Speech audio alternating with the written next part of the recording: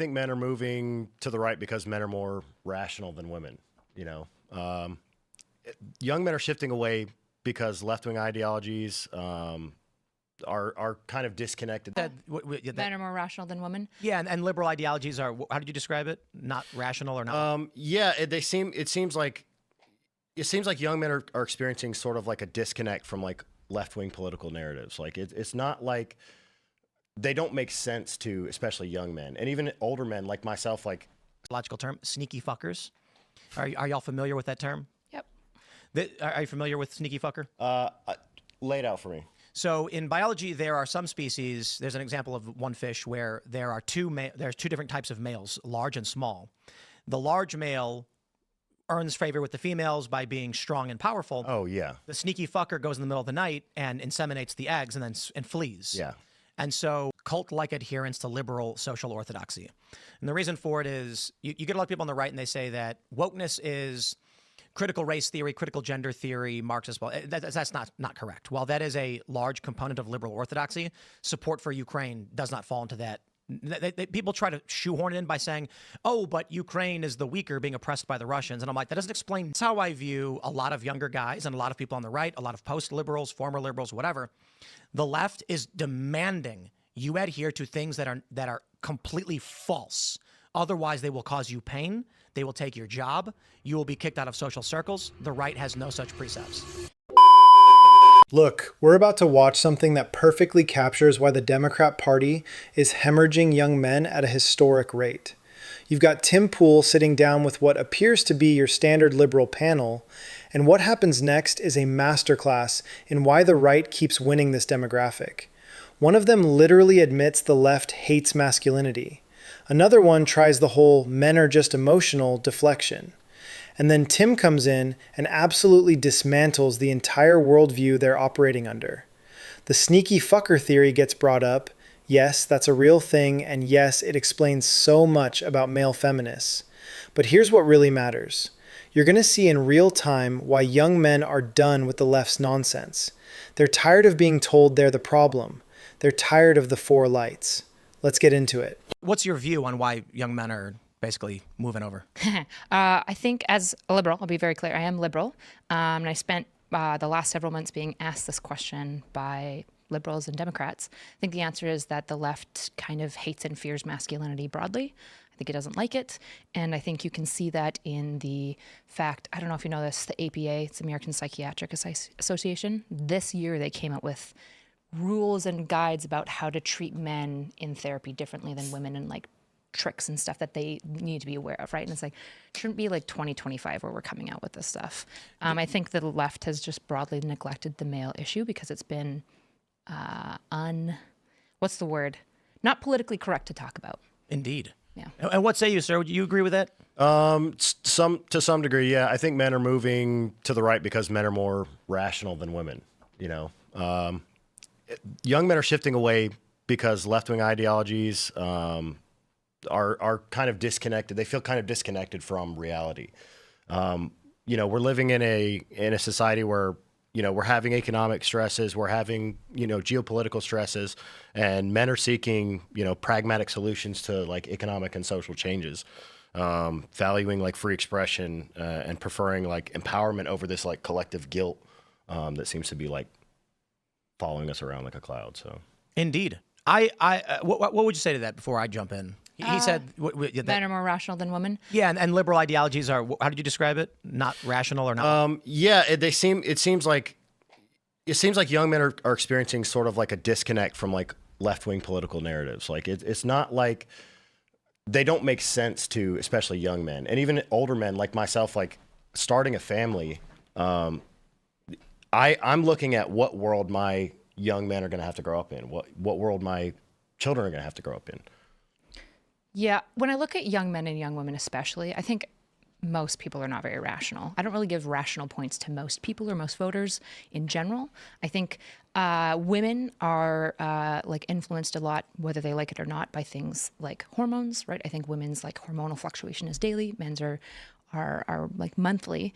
But at the same time, you'll point to like women like crying maybe over something that they shouldn't cry about, or being soft and maybe enabling in an area that they shouldn't be. But then you'll see men like punching holes in walls and like doing crime. And so this argument that like men are just more rational than women, it's like, well, no, like different emotional systems and different arguments appeal to each of these groups, because each of these groups are fundamentally self-interested. And I think what's failed on the left is to make any appeal to anything for young men. The left hasn't offered young men anything. There's nothing that would be appealing to a young man when you look at left policy. But there's lots of things that are appealing to young women. And so I think if Democrats want to talk to young men, they have to talk to young men. But I don't think it falls as simply down to like rational versus irrational. I think that's like a flattening of the nuance. I think that modern liberal orthodoxy is antithetical to masculinity, and that the men who remain on the liberal side are largely what we call, and I quote, this is a biological term, sneaky fuckers. Are y'all familiar with that term? Yep. Are you familiar with sneaky fucker?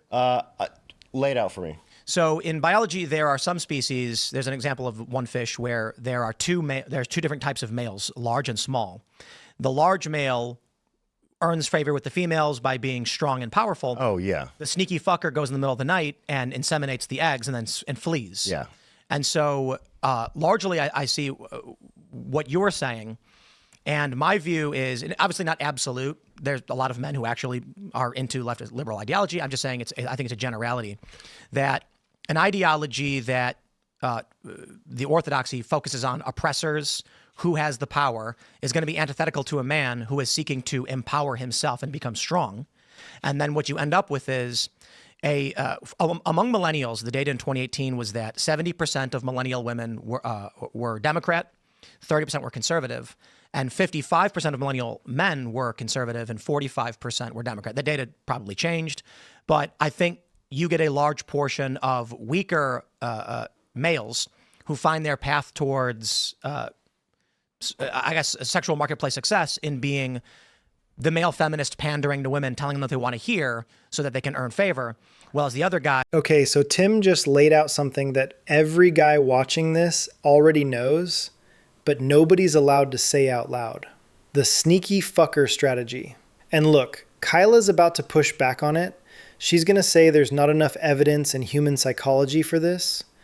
But dude, you don't need a peer-reviewed study when you can literally just open Instagram and watch it happen in real time. How many times have you seen the male feminist who tweets, "Believe all women," and then 6 months later there's allegations against him? Every single time. I swear, I have a sixth sense when it comes to this stuff. But here's what Tim's really saying that's so important. And I know you guys already get this. The left has created an environment where if you're a man and you want to succeed socially or sexually in those spaces, you have to castrate yourself ideologically. You have to perform weakness. You have to apologize for masculinity. You have to signal constantly that you understand you're part of the oppressor class.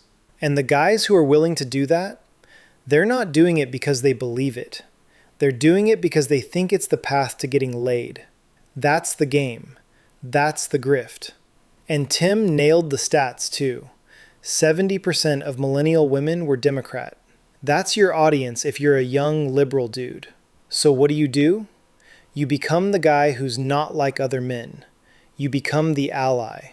You perform the castigation of your own masculinity that Kyla's about to talk about. And the thing is, these guys know it's performance. They know they're lying. But they do it anyway because the alternative is being cast out. Now contrast that with the right. You know what the right asks of you as a man? Pretty much nothing, except don't be a communist and don't apologize for existing. You can literally just sit around, watch football, eat wings, talk about your opinions without walking on eggshells. There's no litmus test where you have to prove you've sufficiently disavowed your own masculinity. And that's why young men are flooding right. It's not complicated. The left built a system where men are either the villain or the groveling apologizer. The right said you're fine the way you are, just don't be a lunatic. Which one sounds more appealing? It's so obvious. I don't know how the left can't see this, but they really can't. They think the solution is more lectures about toxic masculinity and more therapy sessions where you unpack your male privilege. Like, dude, you're just making it worse. And one more thing before we get back to this. Tim's point about the orthodoxy, about the four lights. This is crucial. The left demands you accept things that are demonstrably false, or they destroy you. How many lights do you see? If you say 4 when they tell you it's 5, you lose your job, you get kicked out of your social circle, you're labeled a bigot. The right doesn't have that. You can disagree with people on the right, and they'll argue with you, sure, but they're not going to try to ruin your life over it. That's the difference. And young men figured that out real fast. Let me know in the comments what you guys think about that. Let's see where this goes next. Bros chest bumping, and that's an exaggeration, but that's, you get the idea. Yeah, I think there's something. So, like, the sneaky fucker is very fun. In Evo human psych, there's not like a ton of evidence for this as like a mating strategy. It's more like birds that do this. But this idea that I think is actually more true, that I think is more grounded on reality that we're talking about, is this idea that essentially for you to perform well as a man in the liberal space, there has to be a certain level of like castigation you have to do toward masculinity and like a promotion of femininity that's almost exclusively performative, right? Especially because as a woman, I wouldn't say liberals are like inherently better at like certain forms of sexism, right? Like there's a lot of times where I feel like just my existence, I just don't get respected as much like at a default, even in liberal spaces. And so what I think happens is there's a lot of performativity. And in the case of on the left, we've had this issue where if you want to be left coded, and by left coded, I mean perform, appear, and feel left. You've got the language, usually some aesthetic, right? I appear more left than I appear right. I've got like a choker on and whatnot. In all these ways, if you want to perform left, you have to do some level of service to femininity. And if you're going to talk about masculinity, you have to caveat and couch it within these other things. That's how I kind of view it, which if you're a young man, you're just like, what the fuck? Like, well, where am I? maybe that's a good way to put it. It's just easier to be on the right. You don't really have to do a whole lot. Yeah, and you could sit around eating chicken wings as long as you're talking about football and you don't say weird leftist things. The right's going to be okay with you. Yeah, that's one thing that I was wanting to point out too, is that I think that they're moving right because at least the right is listening, or at the very least they're just like cool with it. You know what I mean? Like you're saying, you can just sit on the couch and hang out with the bros a little bit to a degree. When you're disagreeing with right wingers, they're not going to destroy your lives because you have a disagreement. So you're both maybe on the right, but I'm probably a little more farther right, or you're a little closer to the center. You're not going to be ostracized for this.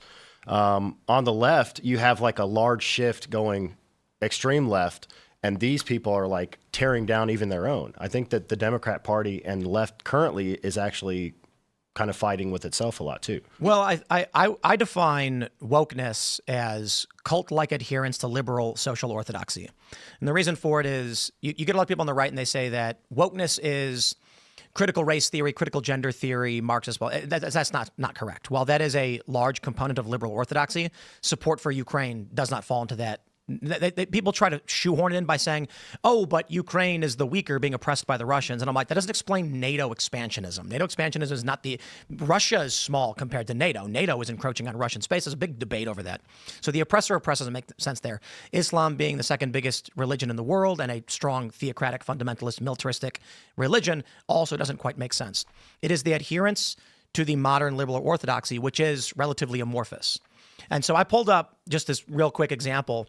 The four lights from Star Trek. Are you guys familiar with the four lights? I'm not. Star Trek: The Next Generation. Captain Picard. Oh, everybody's not a Trekkie is groaning. Don't care. Captain Picard is captured by an enemy faction. He's brought into a torture room where the enemy commander has four lights above him, and he says, "How many lights do you see?" And Picard says, 4. And then he gets electrocuted. And he says, "You are incorrect. There are 5 lights." And now, how many lights do you see? And Picard says, 4. And he gets electrocuted again. And the whole episode basically finally ends with him screaming in the face of the commander, "There are 4 lights," which becomes a cultural meme, especially from among millennials and those who watch The Next Generation grew up with it. The captain refused to bow to a false reality he was being forced to through pain of punishment. That's how I view a lot of younger guys and a lot of people on the right, a lot of post-liberals, former liberals, whatever. The left is demanding you adhere to things that are completely false. Otherwise, they will cause you pain. They will take your job. You will be kicked out of social circles. The right has no such precepts. Now, to be that is a bit as absolute. The right certainly has some, but it is. Now, I would also put a timeline on this. I think it's really important to look at a timeline. So I was actually watching your conversation with Bill Maher. Bill Maher. How do you pronounce his last name? Maher, I guess. Maher. Send it, yeah.